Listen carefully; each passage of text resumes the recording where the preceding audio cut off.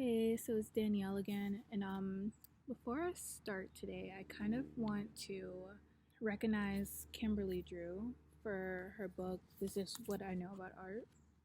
I read the whole thing already, and cause just a pocket book is about like 63 pages. I just want to recite something she said in here that like kind of pushed me into this direction where I feel like I'm doing what I should be doing.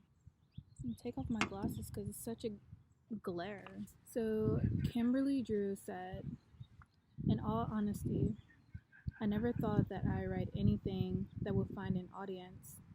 For most of my life, I thought that the written word, especially books about art, could be written only by scholars and people with fancy doctoral degrees. The truth is, we all have the power to engage with and write about art.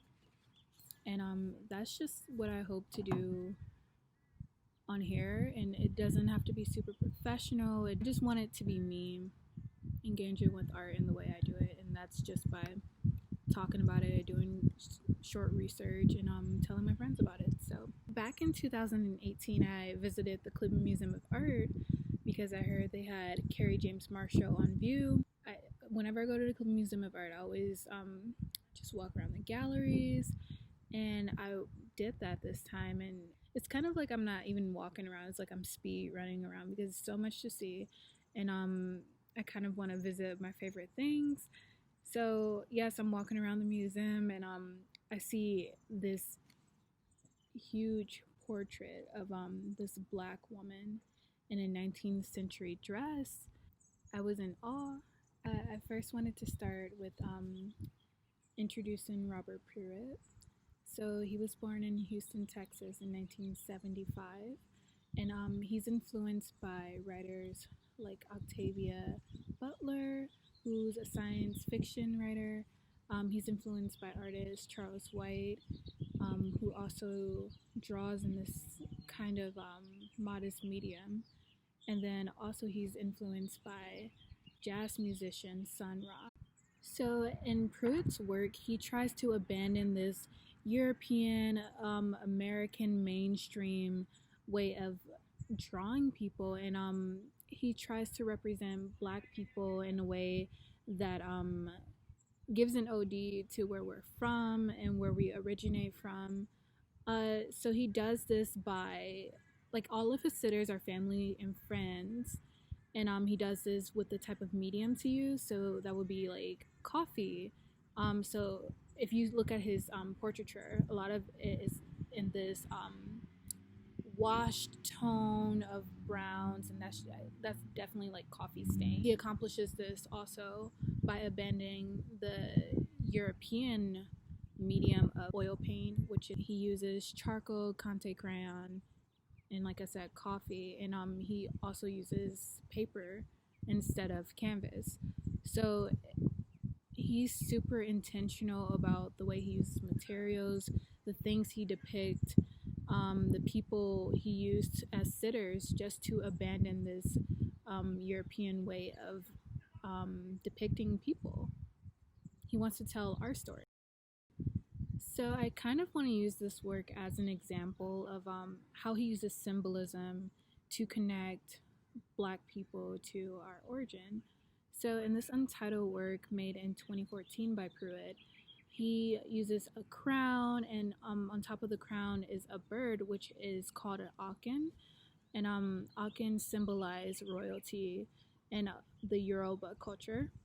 So he's trying to connect African Americans to this idea of us being royal from our roots back in Africa.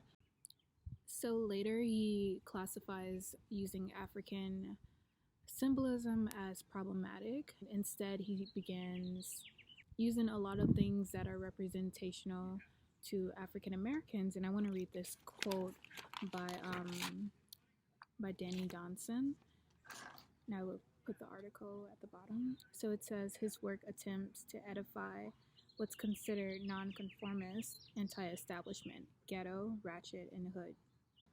So to move away from this like African type of symbolism, he begins to use African American traditional things like what we wear. African American church is like something that is a traditional African American thing. And he even uses like gang flags and stuff, which isn't exclusive to African Americans. But then he also uses superheroes and costumes, spacesuits, referencing the Octavia Butler type of feel of science fiction, and crowns and pyramid hair.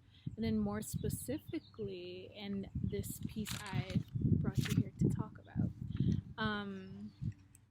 he uses a hammer in this portrait of a woman, and it's titled Rage Against Machine. So the title is Rage Against Machine, made in 2008. And I first want to just like highlight the Rage Against Machine is a band, and they've been around for the longest, and they're actually like a lot of their fans are against them right now for their political stance, and it's just glorious. It's good to watch.